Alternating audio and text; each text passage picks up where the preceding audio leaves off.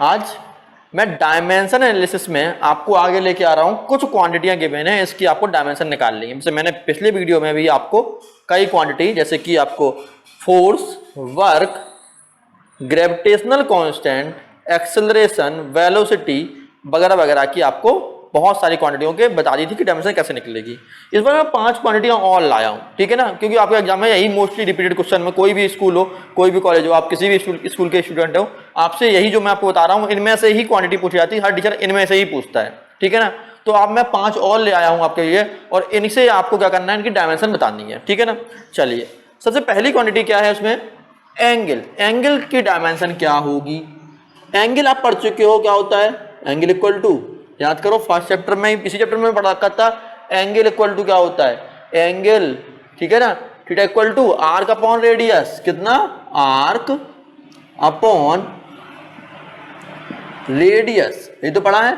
अब arc, arc की लंबाई है ना, लंबाई तो आर्क को क्या आएगा, मैं पहले बोलता हूँ जिसको आप मीटर में नाप सकते हो। अब ये आर्क है, ये आर्क है, इसको क्या मीटर में नाप सकते हो, बिल्कुल सर हम इसको मीटर में नाप सकते हैं। देखो सर्किल है, सर्किल है और इसका ये आर्क है सर, आर्क को क्या इसको मीटर में नाप सकते हैं, बिल्कुल मीटर में नाप सकते हैं। और मीटर के लिए क्या लगाएंगे हम लोग, कैपिटल एल अपॉन रेडियस के लिए, रेडियस तो मीटर में नाप ही सकते हैं, सीधी सी बात है। तो क्या हो गई, एल की पावर 0, यानी कि नो डायमेंशन। एंगल की कोई डायमेंशन होती ही नहीं है, बात समझ में आ गई। यदि कोई पूछे एंगल की डायमेंशन क्या है, सर एंगल होता है आर्क अपॉन रेडियस, एल से एल कट गया, एल की पावर 0 हो गई, क्योंकि पावर जब ऊपर जाएगी तो मास 1 हो गई, और किसी की पावर 1 0 जाती तो कितनी होती वैल्यू होती है, 1 होती है। कितनी वैल्यू होती है, 1, यानी कि आपको ए की पावर 0 इक्वल टू वैल्यू कितनी आई है, 1 आएगी। तो इसकी नो डायमेंशन, ठीक है ना। चलिए, अब दूसरा होता है स्ट्रेस। सर जी स्ट्रेस, ओ बहुत स्ट्रेस हो रहा है यार, अब जाओ, ये वाला नहीं। स्ट्रेस कौन सा, स्ट्रेस इक्वल टू होता है restoring force per unit area. कौन सा force, restoring force per unit area equal to क्या कहलाता है, स्ट्रेस, यानी कि कौन सा, रीस्टोरिंग फोर्स। मैं लिख देता हूं, restoring force upon area is known as a stress. कहां लगता है, ध्यान रखो, कोई आपने कोई बोतल दबाई, पानी में भरी हुई बोतल है, आपने उसको दबाया, पानी की भरी हुई बोतल को दबाया, बोतल दब गई, ठीक है ना, हाथ लग किया, बोतल दोबारा से जगह पे आ गई। कैसे आ गई, इसमें कौन काम किया, इसमें काम किया स्ट्रेस ने। बात समझ में आ गई, स्ट्रेस कहां से होता है, यानी कि जो कोई भी फोर्स को दोबारा से, ऐसा फोर्स जो बॉडी को दोबारा से उसी की शेप में ले आए, उसे हम क्या बोलते हैं, स्ट्रेस बोलते हैं, ठीक है ना। तो स्ट्रेस क्या हो गया, रीस्टोरिंग फोर्स अपॉन एरिया। अब फोर्स की आप पढ़ चुके हो ऑलरेडी, फोर्स की क्या पढ़ी आपने, एम, फोर इक्वल टू क्या होता है, एम ए, तो एम एल टी की पावर -2 अपॉन एरिया की आपने क्या पढ़ी, एल स्क्वायर, एरिया मतलब length into breadth, L into L, L into L कितना हो गया, एल स्क्वायर। तो अब कितनी डायमेंशन बनी इसकी, एम एल की पावर -1, कैसे, 2 पर गई, बिल्कुल 2 पर गई, और 2 जब ऊपर गई तो -2 हो गई, -2 और +1 कितना हो जाए, -1, और t की पावर -2। कैसे पता लगा सर, -2 और +1 हमारे पास था तो कितना हुआ, -1, इसलिए सर जो -1 जे आ गया, ठीक है ना। तो कितनी बनी, एम एल टी की पावर -2। अब आते हैं लेटेंट हीट।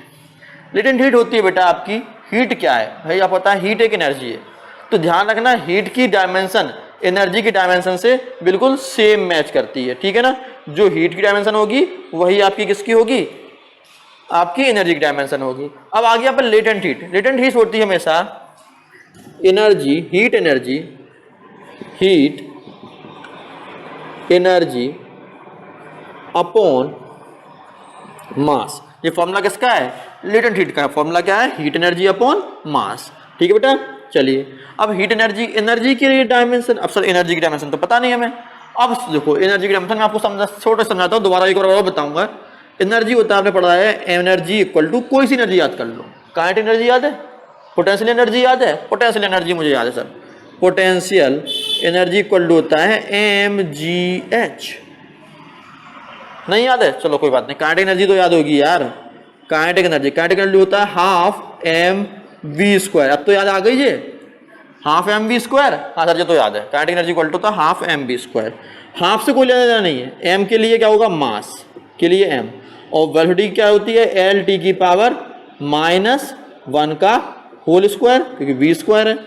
देखो क्या बना, एम एल स्क्वायर टी की पावर -2, कैसे स्क्वायर, स्क्वायर आ गया तो यहाँ पे आ गया, इसका भी मल्टीप्लाई 2 से और इसका भी मल्टीप्लाई 2 से, तो एम एल स्क्वायर टी की पावर -2 किसकी बन गई, काइनेटिक एनर्जी की। सभी एनर्जी की यही डायमेंशन होती है, एम एल स्क्वायर टी की पावर -2, ठीक है ना। तो क्या हो जाएगी, एम एल स्क्वायर टी की पावर -2 अपॉन मास के लिए हमने फिर एल कर दिया। अब ये एल ऊपर जाएगा, देखो मैं सभी में बिग ब्रैकेट लगा रहा हूँ, ठीक है ना। तो क्या हो जाएगा, एम से एम कट गया, एम से एम जी कट गया, क्या चाहिए मेरे पास, एल स्क्वायर टी की पावर -2, ये हमारी बन गई लेटेंट हीट की, क्या बनी, एल स्क्वायर टी की पावर -2, ठीक है ना। लेटेंट हीट समझ में आ गई, लेटेंट हीट की कितनी बनी dimension, M L square T की पावर -2, ठीक है ना। चलो अब आते हैं प्रेशर। प्रेशर के क्या होता है, प्रेशर होता है फोर्स पर यूनिट एरिया, इसको नॉन है प्रेशर। प्रेशर क्या होता है सर, प्रेशर होता है फोर्स अपॉन एरिया। ध्यान रखना इन दोनों की बिल्कुल सेम टू सेम डायमेंशन होगी। डन, कैसे पता लगा सर, ये भी तो फोर्स ही है, रिस्टोरिंग फोर्स हो कोई भी फोर्स हो, क्या हो गई आपकी, एम एल टी की पावर -2, फोर्स की तो यही होती है, और एरिया की होती है एल स्क्वायर, तो क्या हो गई, एम एल की पावर -1, 2 पर जाएगी तो -2 हो गई, और फिर एक प्लस में ऑलरेडी थी -1 टी की पावर -2, एम एल की पावर -1 टी की पावर -2 किसकी हो गई, प्रेशर की। लास्ट एनर्जी की, एनर्जी की देखो एक तो मैंने काइनेटिक एनर्जी बताई, मैं कहता हूँ सभी एनर्जी की सेम होगी। अब मैं आपको ले रहा हूँ mgs से, पोटेंशियल एनर्जी की लेता हूँ। पोटेंशियल एनर्जी कितनी होती है, mgh, सेम निकल के आएगी, देखना थोड़ा सा। मास के लिए m, g एक्सेलरेशन, कोई सा भी एक्सेलरेशन हो, ग्रेविटेशनल एक्सेलरेशन हो, सिंपल एक्सेलरेशन हो, तो क्या होगा उसके लिए, g के लिए होती है एल टी की पावर -2, और h क्या है, h के लिए l, हाइट हमेशा क्या होगी, जिसको आप मीटर में नाप सकते हो उसके लिए क्या लगाएंगे, l। चलो तो अब क्या निकला, m, ठीक है, l का l कितना हो गया, l स्क्वायर हो गया, देखो l और l पावर ऐड हो जाती है, मल्टीप्लाई पावर ऐड होती है, तो कितनी हो जाएगी, l और l कितना हो गया, l स्क्वायर हो गया, और t की पावर -2, देखो दोनों डायमेंशन सेम तो आ रही है। एनर्जी कोई भी हो बेटा, सबकी डायमेंशन क्या होगी, सेम होगी। जो आपकी मोस्ट इंपोर्टेंट डायमेंशन है, इसे आप एक बार जरूर कर लीजिए, आपके एग्जाम में ये 2 या 3 नंबर की आती हैं, ठीक है ना। और एक तो आपको कैपिटल जी की तो याद ही करनी है, मोस्ट इंपोर्टेंट थी कैपिटल जी की, क्या मैंने आपको प्रीवियस वीडियो में समझाई थी, ठीक है ना। अब मिलते हैं नेक्स्ट वीडियो में नेक्स्ट टॉपिक से, बाय बच्चों, गुड बाय।